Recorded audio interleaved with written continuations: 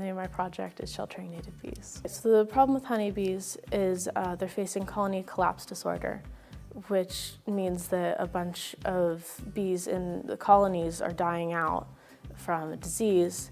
And so there's a lot less pollinators than usual for pollinating crops. So the shelters that I built were these wood boxes, and so they had 5 by 16 drill holes in them. So you place them on poles near native flowers, so just a wildflower area, and where there's some mud so that they can cap their holes for the nests.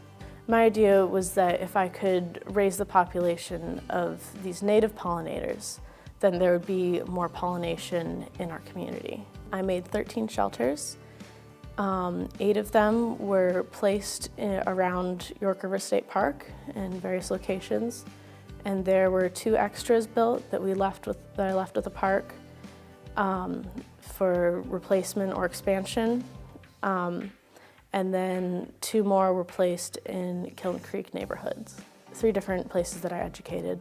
The first one was at York River State Park. They had a Kids to Park Day event. And so I set up a table there with a board about my project and about the bees. And so I just talked to the visitors of the event that day.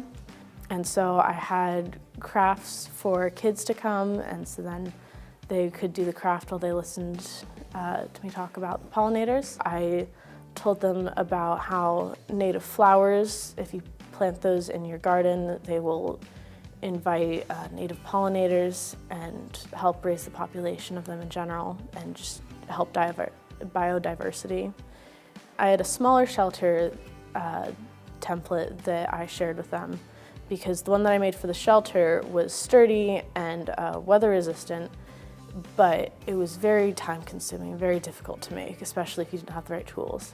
And so I found a PVC pipe shelter and I tested it out, and it only took 30 minutes to make. And so I was so excited, and I had to share it with everyone. And everyone that I shared it with was really excited about it as well and wanted to make one themselves. I can try and make a difference in my community.